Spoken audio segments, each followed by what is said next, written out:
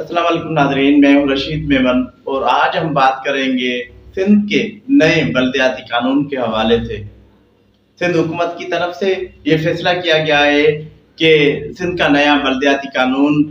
मुख्तलिफ तरामीम के साथ लाया जाएगा और अहम फैसला ये है कि गवर्नर कामरान टेसोरी की तकरारी के बाद एमकेएम और पीपल्स पार्टी में ये बातचीत कामयाब हुई कि एमकेएम की मर्जी वाला सिंध में बल्दियाती निज़ाम लाया जाए। इस वजह से गवर्नर की सालसी में एक इजलास गवर्नर हाउस में हुआ जिसमें पीपल्स पार्टी के वज़रा शर्जील इनाम मेमन, मुर्तज़ा वहाब, नासिर शाह शामिल हुए, जबकि एमकेएम की तरफ से वसीम अख्तर की सरबराही में एक वफ्द शामिल हुआ था। ये इजलास 3-4 दिन पहले हुआ था जिसमें ये तय किया गया था कि जो सिंध में बल्दियाती कानून आएगा उसमें एमकेएम के जो मुतालबात है वो शामिल किए जाएंगे। उसके बाद एमकेएम से ताल्लुक रखने वाले साबका वफाकी कानून वाले वजीर फरोग नसीम की तरफ से एक नया बल्दियाती निज़ाम के कानून का मसवदा तैयार किया गया जो पीपल्स पार्टी और गवर्नर के हवाले किया गया। उसके बाद ये मामला अब तय हुए हैं। ये हतमी तौर पे सीएम ने मंजूरी दे दी है कि सिंध का नया बल्दियाती कानून लाया जाएगा और वो कानून सिंध असेंबली से मंजूर नहीं कराया जाएगा। ये अहम बात है कि पीपल्स पार्टी जो हमेशा पीटीआई पे ये तनकीद करती रही है कि वो सिंध कौमी असेंबली को बाईपास कर रहे हैं और सदर के जरिए ऑर्डिनेंस ला रहे हैं हर मामले पे। अब वही पीपल्स पार्टी सिंध में सिंध असेंबली मौजूद होने के बावजूद सिंध का बल्दियाती जो कानून है वो ऑर्डिनेंस के जरिए ला रही है। अब ये हम बताएं कि नए बल्दियाती कानून में क्या क्या चीजें होंगी। नए बल्दियाती कानून में मेयर्स को, खासतौर पे कराची के मेयर्स को ज्यादा अख्तियार दिए जा रहे हैं। जो पहला कानून मंजूर हुआ था सिंध असेंबली से उसमें भी मुख्तलिफ अमेंडमेंट की जा रही हैं। अब जो ऑर्डिनेंस सामने आ रहा है, जो नया बल्दियाती कानून का मसवदा सामने आ रहा है, उसमें ये कि जो कराची का मेयर होगा वो कराची वाटर बोर्ड का चेयरमैन भी होगा,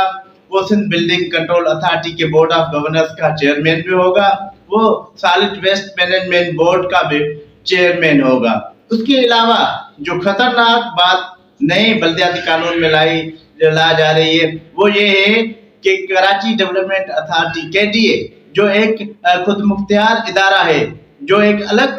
कानून के तहत इदारा बना हुआ है, उसको भी केएमसी और मेयर की कंट्रोल में दिया जा रहा है। जो तरमीम तैयार की गई है उसमें ये कहा गया है कि केडीए और जो भी डेवलपमेंट अथॉरिटीज है, कराची के Lyari development authority, Malik development authority, उसके जो मुलाजमीन होंगे उनको काउंसिल यानी केएमसी मुलाजिम का दर्जा होगा और कराची का मेयर जब भी चाहेगा उन मुलाजमीन के हवाले से फैसला कर सकेगा। एक तरमीम आम यह भी है कि केडीए का जो डीजी और दूसरे अफसरान मुकर्रर होंगे उसमें भी मेयर कराची की मर्जी शामिल होगी। मेयर कराची 3 नाम देगा, उन 3 नामों से एक नाम पे से अफसर मुकर्रर किया जाएगा। ये पहली बार हुआ है कि कराची के डेवलपमेंट अथॉरिटीज और खासतौर पे केडीए को मेयर के मातहत दिया जा रहा है। न सिर्फ अख्तियारात में बल्कि मुलाजमीन के हवाले से भी केएमसी के मातहत किया जा रहा है। बाकी अजला में भी जो हैदराबाद, सखर और लाड़काना के मेयर होंगे वो डेवलपमेंट अथॉरिटी के चेयरमैन होंगे, लेकिन वहाँ पे जो डेवलपमेंट अथॉरिटी है हैदराबाद के अलावा बाकी डेवलपमेंट अथॉरिटी मौजूद नहीं है, ज्यादा फाल नहीं है। 7 की भी डेवलपमेंट अथॉरिटी है, उसका जो चेयरमैन होगा वो जाम छोरो जिले काउंसिल का चेयरमैन होगा। लेकिन आम ये जो तरमीम की जा रही है ये एमकेएम की मर्जी के तहत की जा रही है। और दूसरा जो फैसला किया गया है कि ऑर्डिनेंस के जरिए जो बल्दियाती कानून में तरमीम की जाएगी वो तरमीम ये है कि जो केएमसी के पहले वाली कंट्रोल वाली अस्पताल थी, अब्बासी शहीद अस्पताल, सोबराज अस्पताल और दूसरी अस्पतालें, तकरीबन 19 अस्पतालें जो है सिंध हुकूमत ने महकमा हेल्थ के कंट्रोल में दिए थे, वो वापस कराची के मेयर यानी केएमसी के कंट्रोल में दिए जा रहे हैं। उसके अलावा केएमसी के मादी में जो मुशर्रफ दौर में बनाए गए स्कूल थे वो भी स्कूल और नर्सरीज और दूसरी चीजें हैं वो भी केएमसी के कंट्रोल में दिए जा रहे हैं। अहम बात ये है کہ میئر کو یہ بھی اختیار دیا جا رہا ہے کہ وہ کراچی میں کسی قسم کا ٹیکس لاگو کر سکتا ہے، کسی قسم کی لیوی لاگو کر سکتا ہے، کسی قسم کی پارکنگ فیس یا دوسری فیس لاگو کر سکتا ہے۔ یہ اختیارات میئر کو ہوں گے۔ یہ مطالبات جو تھے ایم کیو ایم کی طرف سے مسلسل سامنے آ رہے تھے اور جماعت اسلامی کی طرف سے بھی سامنے آ رہے تھے، لیکن ابھی جو ایم کیو ایم پیپلز پارٹی کے ساتھ بنی ہے وہ ان معاملات پہ بنی ہے۔ عام بات یہ ہے کہ جو محکمہ قانون ہے انہوں نے اعتراض کیا ہے کہ اگر آپ Karachi water board, Sindh building control authority, کے ڈی اور ڈیولپمنٹ اتھارٹی کے ملازمین کو کونسل کے ملازم کا درجہ دیں گے اور ان کا جو کنٹرول ہے وہ آپ اگر کے ایم سی یا میئر کی ماتحت کریں گے تو یہ ایک قانون کی جو ہے کمپلیکیشن پیدا ہوگی، کیونکہ ان اداروں کے الگ الگ قانون بنے ہوئے ہیں، ان کے جو ملازمین ہیں وہ الگ الگ اپنے قانون کے تحت مقرر بھی ہوتے ہیں، بھرتی بھی ہوتے ہیں اور کام کرتے ہیں۔ تو محکمہ قانون کا کہنا ہے کہ اگر یہ نئے قانون میں ڈالا گیا کہ میئر کے پاس ان اداروں کے ملازمین کے مقرری اور بدلی تبادلہ ٹرانسفر اینڈ پوسٹنگ کرنے کا اختیار ہوگا تو اس سے لیگل کمپلیکیشن پیدا ہوں گے۔ اور ایک دوسرا محکمہ قانون نے اعتراض کیا ہے اس آرڈیننس کے حوالے سے کہ ایک اس میں ترمیم کی جا رہی ہے کہ سندھ اسمبلی کسی بھی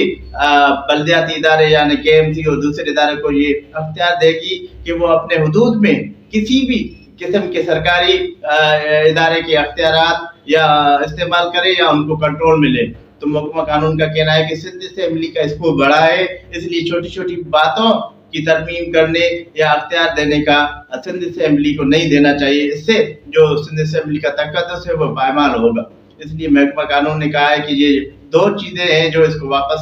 لیا جائے۔ اس کے بعد سی ایم نے بھی اس کی اپروول دی ہے کہ یہ دو چیزیں واپس لی جائے گی۔ عام بات یہ ہے کہ سندھ اسمبلی کی ایک سلیکٹ کمیٹی بنائی گئی تھی جس میں ایم کیو ایم بھی تھی، پی ٹی آئی بھی تھی،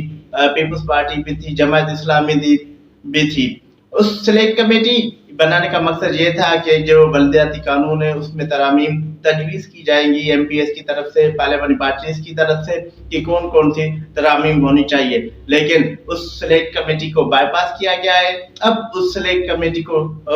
اپنے کام سے روکا گیا ہے اور یہ معاملہ جو ہے وہ اچانک فاروق نسیم کی طرف سے قانونی مسودہ بنانے کے بعد یہ سامنے آ رہا ہے کہ پیپلز پارٹی نیا جو بلدیاتی قانون ہے وہ آرڈیننس کے ذریعے ایک دو دن میں لائے گی اور آرڈیننس تیار کیا گیا ہے۔ یہ ایک اس پہ جو مختلف حلقوں میں تشویش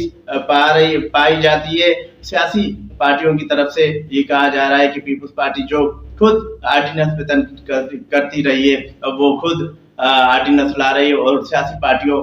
کی جو رائے ہے اس کو بلڈوز کیا جا رہا ہے۔ اگر دیکھا جائے تو یہ حقیقی بات ہے کہ سندھ اسمبلی کو استعمال کرنے کے بجائے آرڈیننس لانے کا مقصد ہے کہ آپ ایک غلط کام کر رہے ہیں، آپ ایک ڈکٹیٹر والا کام کر رہے ہیں، کیونکہ ہمیشہ ڈکٹیٹر آرڈیننس کے ذریعے کام کرتا ہے، اسمبلی کو استعمال نہیں کرتا۔ اور یہ پہلی بار ہوا ہے شاید کہ پیپلز پارٹی اپنے ہی فیصلے کو واپس کرتے ہوئے سندھ اسمبلی کے بجائے آرڈیننس کے ذریعے نیا بلدیاتی قانون لا رہی ہے۔ یہ تھا پروگرام جس میں ہم نے اپنے بلدیاتی قانون کے حوالے سے تفصیلی طور پہ آپ کو بتایا کہ بلدیاتی قانون کیسے لایا جا رہا ہے سندھ میں اور اس بلدیاتی قانون میں کیا کیا ہوگا۔ پھر پیش ہوگے نئے پروگرام میں کسی نئے ٹاپک کے ساتھ، تب تک دیں گے اجازت، اللہ حافظ۔